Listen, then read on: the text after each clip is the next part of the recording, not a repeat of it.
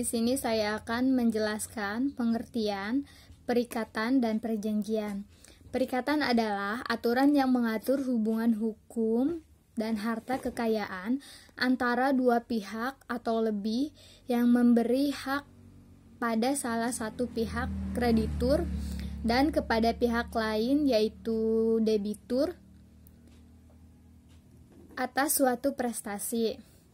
Perikatan bersumber pada undang-undang, di mana hak dan kewajiban yang muncul karena undang-undang mengaturnya demikian. Adapun objek perikatan adalah hak pada kreditur dan kewajiban pada debitur yang dinamakan prestasi, yang berupa seperti tindakan melakukan sesuatu seperti penyerahan hak milik dalam jual beli ataupun sewa menyewa. Terus melakukan suatu perbuatan seperti melakukan pekerjaan tertentu, dan tidak berbuat maksudnya tidak membangun suatu bangunan atau suatu bidang tertentu. Sedangkan pengertian perjanjian di sini adalah perbuatan dengan mana satu orang atau lebih mengikatkan dirinya kepada orang lain. Contoh kasusnya adalah dua orang ingin membuat perjanjian jual beli dan mereka datang kepada seorang notaris untuk membuat akta jual beli. Maka perjanjiannya adalah akta jual beli. Perjanjiannya itu selalu berbentuk tertulis dan nyata.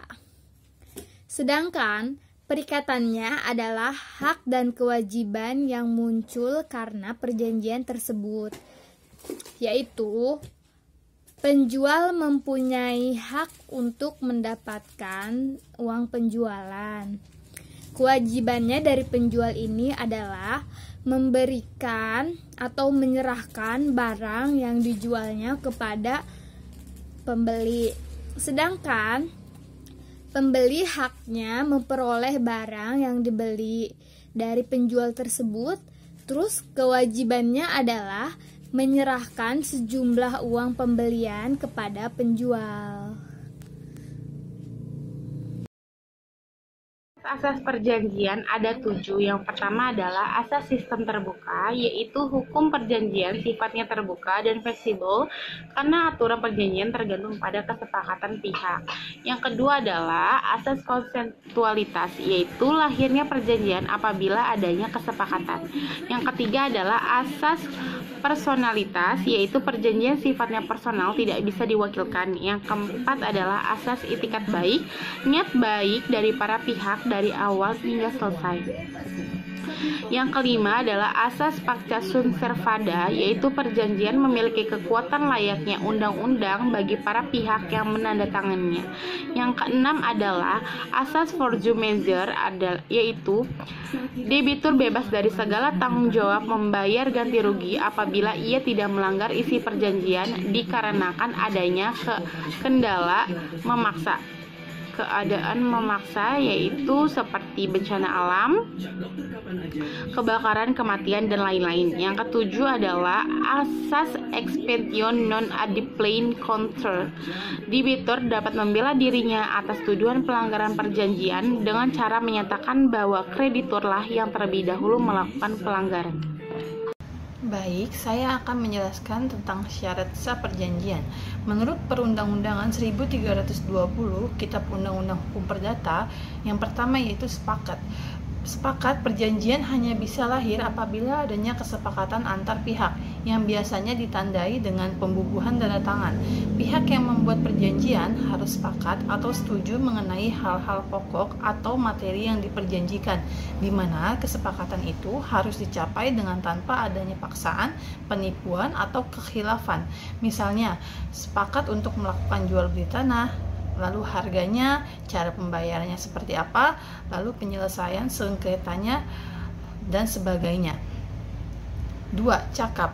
Pihak yang membuat perjanjian cakap hukum artinya cukup umur atau dewasa, tidak sakit mental, dan dalam keadaan sadar. 3. Suatu hal tertentu. Dalam perjanjian harus ada objeknya dan objek harus dijelaskan secara jelas dan terbuka. Misalnya, mengenai perjanjian panen padi dari lahan sawah sebesar 1 hektar dalam tahun berikutnya adalah sah. 4. Kausa yang halal. Objek perjanjian harus halal, artinya tidak boleh melanggar peraturan perundang-undangan, contoh, melakukan perjanjian jual beli barang haram narkotika, atau perjanjian perdagangan orang atau manusia, dan sebagainya. Perjanjian semacam ini dilarang dan tidak memenuhi syarat suatu perjanjian atau kontrak. Baik, selanjutnya akan dilanjutkan oleh teman saya, Azza Mawadah. Prestasi adalah hal-hal atau kewajiban para pihak yang disebutkan dalam perjanjian. Contohnya, dalam perjanjian sewa-menyewa, prestasinya adalah penyewa prestasinya membayar uang sewa. Pemberi sewa prestasinya adalah menyerahkan barang sewa kepada penyewa. Jenis prestasi ada 3, yang pertama adalah memberikan sesuatu. Prestasi dalam jual beli yaitu wajib memberikan barang yang dijual kepada pembeli. Yang kedua, berbuat sesuatu. Prestasi dalam perjanjian kerja yaitu karyawan wajib menjalankan tugasnya sesuai SOP. Yang ketiga, tidak berbuat sesuatu. Prestasi dalam perjanjian kerjasama yaitu para pihak tidak boleh melakukan kecurangan. Dengan tidak melakukannya, maka pihak telah melaksanakan prestasinya. Wan prestasi adalah pelanggaran dari isi perjanjian. Misalnya, pihak yang tidak membayar cicilan motor, maka ia melakukan wan prestasi. Jenis-jenis dari wan prestasi adalah 1. Tidak melakukan sama sekali. Yang kedua, melaksanakan tetapi tidak tepat waktu atau terlambat. Yang ketiga, melaksanakan tapi tidak sesuai dengan isi perjanjian. Yang keempat adalah melaksanakan yang tidak boleh dilakukan. Adapun syarat tertentu yang harus dipenuhi oleh seorang debitur sehingga dikatakan dalam keadaan wan prestasi, yaitu 1. Syarat material, yaitu adanya kesengajaan berupa A. Kesengajaan adalah suatu hal yang dilakukan seseorang yang dikehendaki dan diketahui serta disadari oleh pelaku sehingga menimbulkan kerugian pada pihak lain. B. Kelalaian adalah suatu hal yang dilakukan di mana seseorang yang wajib berprestasi seharusnya tahu dan patut menduga bahwa dengan perbuatan atau sikap yang diambil olehnya akan menimbulkan kerugian.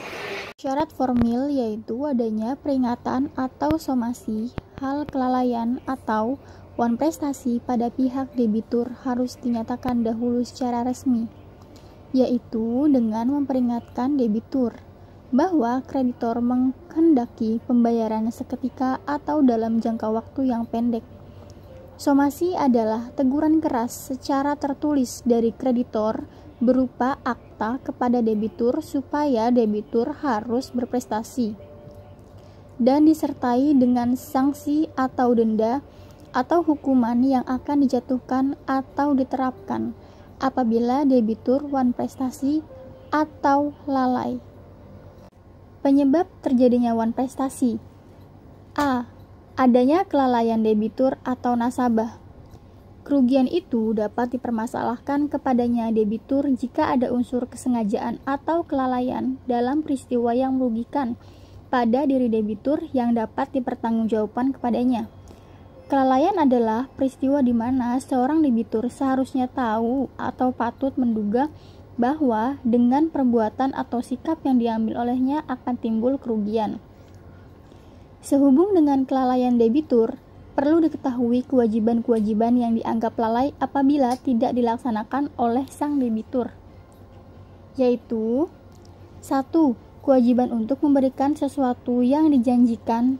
2. Kewajiban untuk melakukan suatu perbuatan. 3. Kewajiban untuk melaksanakan suatu perbuatan. B. Adanya keadaan memaksa atau overmatch atau force majeure. Keadaan memaksa ialah keadaan tidak dapat dipenuhinya prestasi oleh pihak debitur karena terjadi suatu peristiwa bukan karena kesalahannya. Peristiwa mana tidak dapat diketahui atau tidak dapat diduga akan terjadi pada waktu membuat perikatan. Dalam keadaan memaksa ini, debitur tidak dapat dipermasalahkan karena keadaan memaksa tersebut timbul di luar kemauan dan kemampuan debitur. Adapun unsur-unsur yang terdapat dalam keadaan memaksa adalah sebagai berikut. 1. Tidak dipenuhi prestasi karena suatu peristiwa yang membinasakan benda yang menjadi objek perikatan ini selalu bersifat tetap. 2. Tidak dapat dipenuhi prestasi karena suatu peristiwa yang menghalangi perbuatan debitur untuk berprestasi ini dapat bersifat tetap atau sementara. 3. Peristiwa itu tidak dapat diketahui atau diduga akan terjadi pada waktu membuat perikatan baik oleh debitur maupun oleh kreditur. Jadi bukan karena kesalahan pihak-pihak khususnya debitur. Utang dan pengakhiran perjanjian secara sepihak PT Garuda dan PT Magnus. PT Garuda menjelaskan bahwa pekerjaan yang dilakukannya tidaklah sesuai dengan isi perjanjian. Dalam hal ini sebenarnya PT Magnus mempunyai hak untuk memperbaiki pekerjaannya sehingga hasil akhir dari pekerjaan tersebut benar-benar sesuai dengan yang diinginkan PT Garuda. Dalam pasal tersebut dijelaskan PT Magnus diberi tambahan 30 hari untuk memperbaiki kesalahan dengan biaya dari PT Magnus. Akan tetapi, PT Garuda tetap tidak memberikan kesempatan tersebut kepada PT Magnus. PT Garuda justru memutuskan untuk mengakhiri perjanjian konsultan dan perjanjian tambahan.